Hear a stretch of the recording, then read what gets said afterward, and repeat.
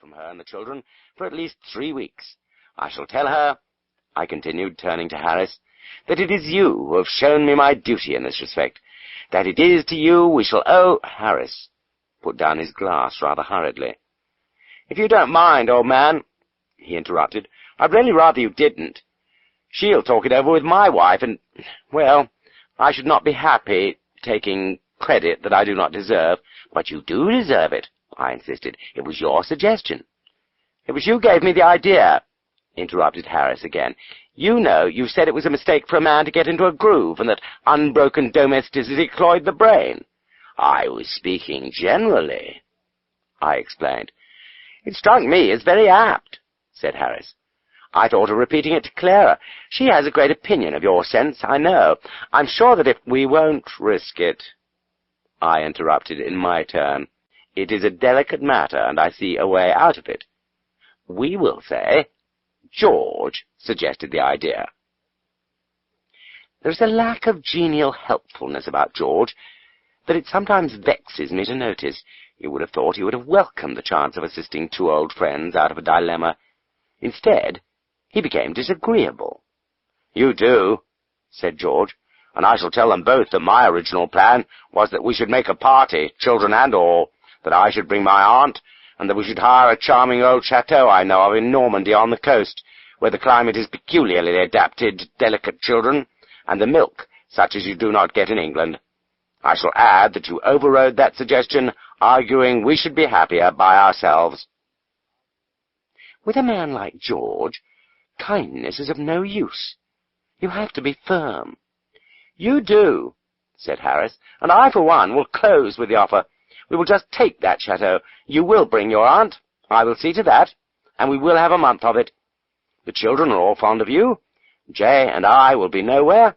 You've promised to teach Edgar fishing, and it is you who will have to play wild beasts. Since last Sunday, Dick and Muriel have talked of nothing else but your hippopotamus. We will picnic in the woods.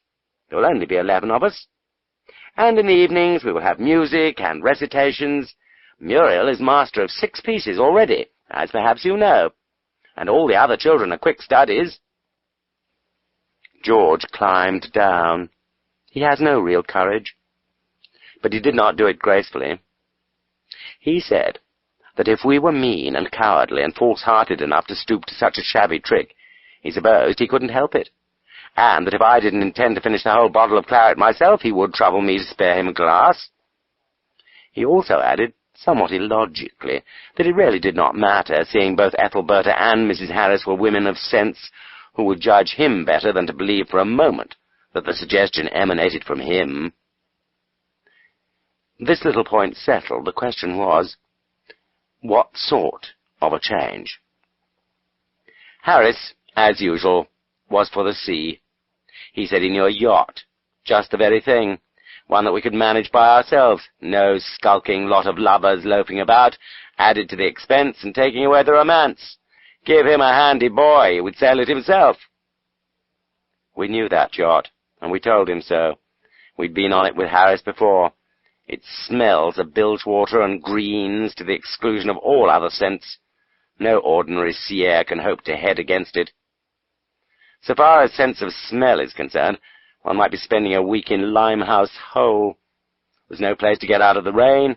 The saloon is 10 feet by 4, and half of that is taken up by a stove, which falls to pieces when you go to light it. You have to take your bath on deck, and the towel blows overboard just as you step out of the tub. Harris and the boy do all the interesting work, the lugging and the reefing, the letting her go and the heeling her over, and all that sort of thing, leaving George and myself to do the peeling of the potatoes and the washing up. "Very well, then," said Harris, "let's take a proper yacht with a skipper and do the thing in style." That also I objected to. I know that skipper. His notion of yachting is to lie in what he calls the offing, where he can be well in touch with his wife and family, to say nothing of his favourite public house. Years ago, when I was young and inexperienced, I hired a yacht myself. 3 things had combined to lead me into this foolishness. I had had a stroke of unexpected luck. Ethelberta had expressed a yearning for sea air. And the very next morning, in taking up casually at the club a copy of The Sportsman, I had come across the following advertisement. 2 yachtsmen, unique opportunity, rogue, 28-ton yawl, owner called away suddenly on business, is willing to let this superbly fitted greyhound of the sea for any period, short or long. 2 cabins and saloon, Pianette by Wochenkoff. New copper. Terms, 10 guineas a week. Apply Pertwee and Company, 3A, Bucklersbury.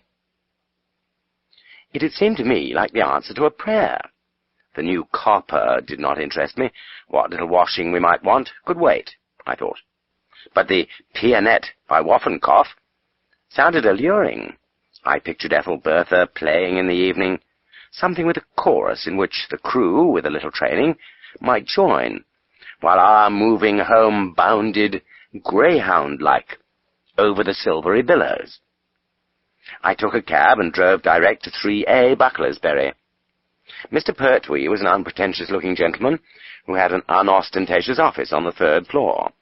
He showed me a picture in watercolours of the Rogue flying before the wind. The deck was at an angle of 95 to the ocean. In the picture, no human beings were represented on the deck. I suppose they'd slipped off. Indeed, I do not see how anyone could have kept on, unless nailed. I pointed out this disadvantage to the agent, who, however, explained to me that the picture represented the Rogue doubling something or other on the well-known occasion of her winning the Medway Challenge Shield.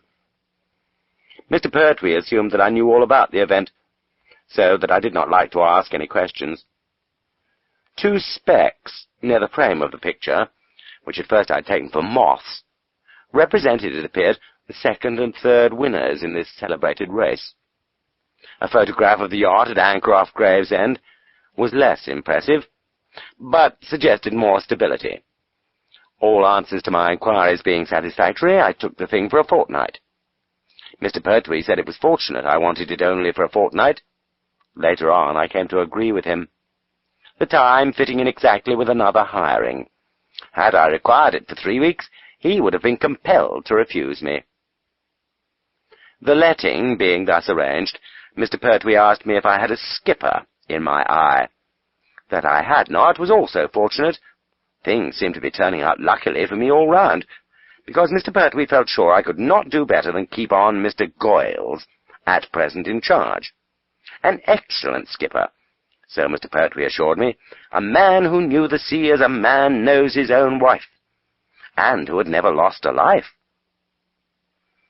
It was still early in the day, and the yacht was lying off Harwich. I caught the 10:45 from Liverpool Street, and by 1 o'clock was talking to Mr. Goyles on deck. He was a stout man, and had a fatherly way with him. I told him my idea, which was to take the outlying Dutch islands, and then creep up to Norway. He said, "Aye, aye, sir," and appeared quite enthusiastic about the trip. Said he should enjoy it himself. We came to the question of victualling, and he grew more enthusiastic. The amount of food suggested by Mr. Goyles, I confess, surprised me. Had we been living in the days of Drake and the Spanish Main, I should have feared he was arranging for something illegal. However, he laughed in his fatherly way and assured me we were not overdoing it. Anything left the crew would divide and take home with them. It seemed this was the custom. It appeared to me that I was providing for this crew for the winter, but I did not like to appear stingy, and said no more. The amount of drink required also surprised me. I arranged for what I thought we should need for ourselves, and then Mr. Goyles spoke up for the crew. I must say that for him he did think of his men. "We don't want anything in the nature of an orgy, Mr. Goyles," I suggested. "Orgy?" replied Mr. Goyles. "Why, they'll take that little drop in their tea." He explained to me that his motto was, "Get good men and treat them well. They work better for you," said Mr. Goyles, "and they come again." Personally, I didn't feel I wanted them to come again. I was beginning to take a dislike to them before I'd seen them. I regarded them as a greedy and guzzling crew. But Mr. Goyles was so cheerfully emphatic, and I was so inexperienced, that again I let him have his way. He also promised that even in this department he would see